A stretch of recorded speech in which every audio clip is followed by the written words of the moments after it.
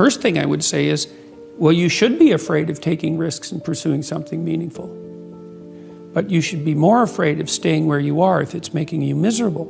It's like the first thing you want to do is dispense with the idea that you get to have any permanent security outside of your ability to contend and adapt. It's the same issue with children.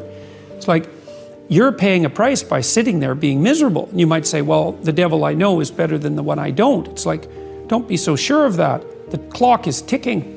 Yeah, and if you're miserable in your job now and you change nothing, in 5 years you'll be much more miserable and you'll be a lot older. It's a luxury to pursue what makes you happy. It's a moral obligation to pursue what you find meaningful. And that doesn't mean it's easy. It might require sacrifice. If you need to change your job too, let's say you have a family and children and a mortgage, you have responsibilities. You've already picked up those responsibilities. You don't just get to walk away scot-free and say, well, I don't like my job, I quit. That's no strategy. But what you might have to do is you think, well, this job is killing my soul. All right, so what do I have to do about that? Well, I have to look for another job. Well, no one wants to hire me. It's like, okay, maybe you need to educate yourself more. Maybe you need to update your curriculum vitae, your resume. Maybe you need to overcome your fear of being interviewed. Maybe you need to sharpen your social skills. Like, you have to think about these things strategically. If you're going to switch careers, you have to do it like an intelligent, responsible person. That might take you a couple of years of effort to do properly. I've dealt with hundreds of people in my clinical and consulting practice, and we set a goal, we develop a vision and work towards it, and things inevitably get better for people. So it's not a luxury, it's difficult. It's a moral responsibility, and it isn't happiness. It's not, the pursuit isn't for happiness. You need to know who you are so that you understand your armament and bolster yourself in respect to your limitations.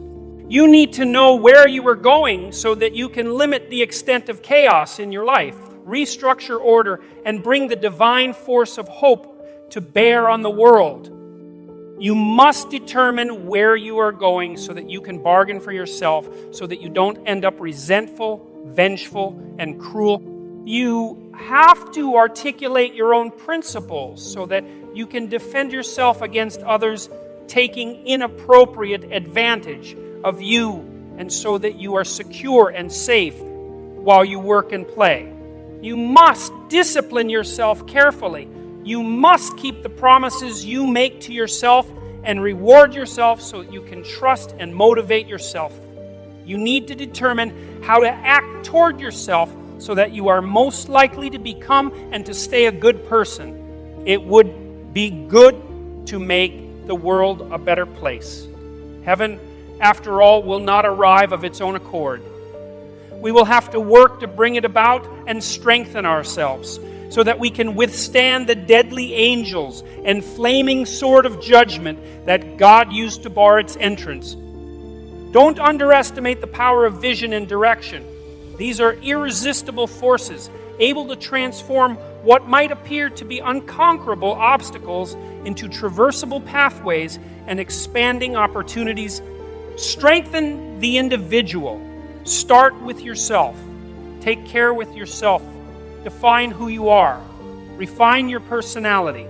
Choose your destination and articulate your being. As the great 19th century German philosopher Friedrich Nietzsche so brilliantly noted, he whose life has a why can bear almost anyhow. You could help direct the world on its careening trajectory, a bit more toward heaven and a bit more away from hell. Once having understood hell, researched it, so to speak, particularly your own individual hell, you could decide against going there or creating that. You could aim elsewhere. You could, in fact, devote your life to this. That would give you a meaning with a capital M. That would justify your miserable existence. That would atone for your sinful nature and replace your shame and self-consciousness with the natural pride and forthright confidence of someone who has learned once again to walk with God in the garden. You could begin by treating yourself as if you were someone you were responsible for helping. If you're hungry and you eat, well, that's good, but it's over, and then you're on to the next thing, right? It's not exactly sustaining, it's just necessary. That's called consummatory reward, by the way. This other reward system is incentive reward, and the incentive reward system works on dopamine, this neurochemical dopamine, which is also the neurochemical tracks that opiates and cocaine and amphetamines, the drugs that people really like to abuse, alcohol often for some people, activate. And so you might say if you don't have enough meaning in your life, then you're more prone to addiction. And that's definitely the case, even with rats. If you take a rat and you put him in a cage by himself and he has nothing to do, and then you give him access to cocaine, he'll get addicted to the point where he won't do anything but take cocaine. But if you throw the rat back in with a bunch of other rats and he gets to do rat things, then it's very hard to get him addicted to cocaine. And so the purposeless rat is prone to addiction. Well, it's the same with human beings. Now, here's a corollary to that, which is really cool. So the magnitude of the reward you experience as you're moving towards a goal is proportionate to the importance of the goal. So that means the more important the goal you pick, the more possibility there is for the kind of reward, let's say, it's really a state of being that is life-affirming, and it is directly life-affirming in that, you know, like if you're in a football game and it's an important football game and maybe you break a finger, and you know, normally that's a problem. It hurts and you're going to stop doing whatever you're doing. But if you're right in the middle of the game, then you'll be so amped up on this reward system that it's analgesic. It stops the pain. It also suppresses anxiety. So if you have a purpose, then it's analgesic. It takes some of the pain out of life. It's very positive in that it motivates and energizes you and focuses you and makes you able to remember and pay attention. And it quells fear.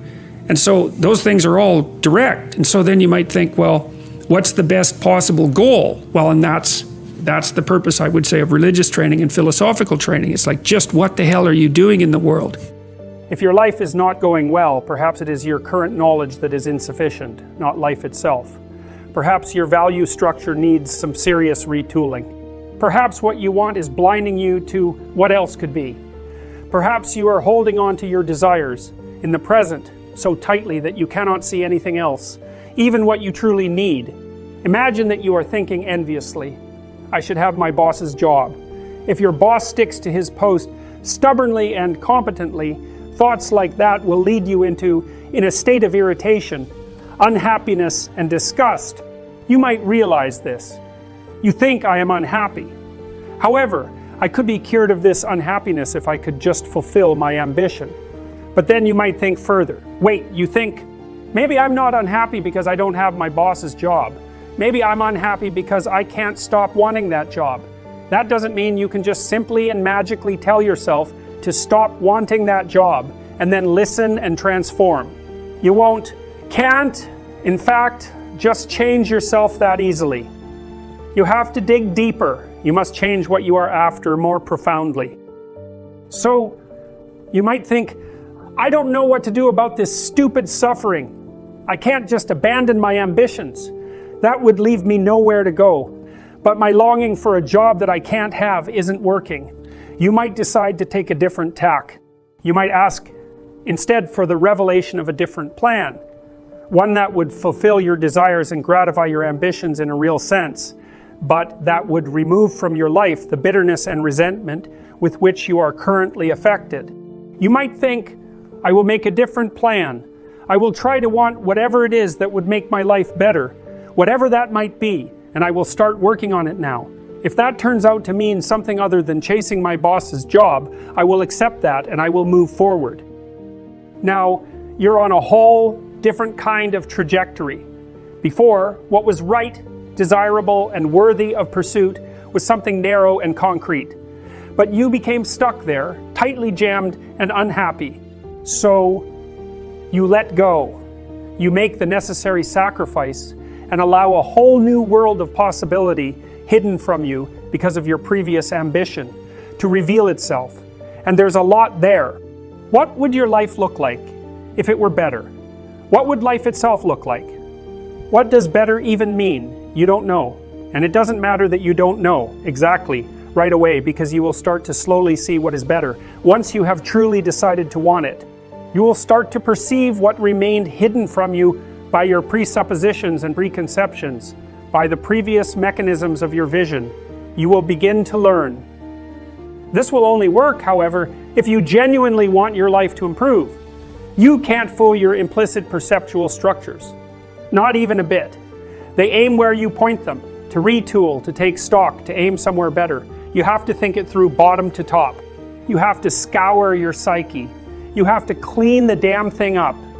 And you must be cautious, because making your life better means adopting a lot of responsibility. And that takes more effort and care than living stupidly in pain and remaining arrogant, deceitful, and resentful. Let's return to the situation where your aim is being determined by something petty, your aforementioned envy of your boss. Because of that envy, the world you inhabit reveals itself as a place of bitterness, disappointment, and spite. Imagine that you come to notice and contemplate and reconsider your unhappiness. Further, you determine to accept responsibility for it and dare to posit that it might be something at least partly under your control. You crack open one eye for a moment and look. You ask for something better. You sacrifice your pettiness, repent of your envy, and open your heart. Instead of cursing the darkness, you let in a little light. You decide to aim for a better life instead of a better office. But you don't stop there. You realize that it's a mistake to aim for a better life if it comes at the cost of worsening someone else's. So you get creative. You decide to play a more difficult game. You decide that you want a better life in a manner that will also make the life of your family better, or the life of your family and your friends and the strangers who surround them. What about your enemies? Do you want to include them too? You bloody well don't know how to manage that. But you've read some history. You know how enmity compounds. So you start to wish even your enemies well, at least in principle, although you are by no means yet a master of such sentiments. And the direction of your sight changes. You see past the limitations that hemmed you in unknowingly. New possibilities for your life emerge, and you work toward their realization. Your life indeed improves. And then you start to think further, better. Perhaps that means better for me and my family and my friends, even for my enemies. But that's not all it means. It means better today in a manner that makes everything better tomorrow and next week and next year and a decade from now and 1,000 years from now and forever. And then better means to aim at the improvement of being with a capital I and a capital B. Thinking all of this, realizing all of this. You take a risk. You decide that you will start treating Old Testament God with all his terrible and oft arbitrary seeming power as if he could also be New Testament God, even though you understand the many ways in which that is absurd. In other words, you decide to act as if existence might be justified by its goodness, if only you behaved properly. And it is that decision, that declaration of existential faith, that allows you to overcome nihilism and resentment and arrogance. It is that declaration of faith that keeps hatred of being, with all its attendant evils, at bay. And as for such faith, it is not at all the will to believe things that you know perfectly well to be false. Faith is not the childish belief in magic, that is ignorance or even willful blindness. It is instead the realization that the tragic irrationalities of life must be counterbalanced by an equally irrational commitment to the essential goodness of being. It is simultaneously the will to dare set your sights at the unachievable and to sacrifice everything, including, and most importantly, your life. You realize that you have literally nothing better to do. But how can you do all this, assuming you are foolish enough to try? You might start by not thinking, or more accurately, but less trenchantly, by refusing to subjugate your faith to your current rationality and its narrowness of view. This doesn't mean make yourself stupid. It means the opposite. It means instead that you must quit maneuvering and calculating and conniving and scheming and enforcing and demanding and avoiding and ignoring and punishing. It means you must place your old strategies aside. It means instead that you must pay attention as you may never have paid attention before.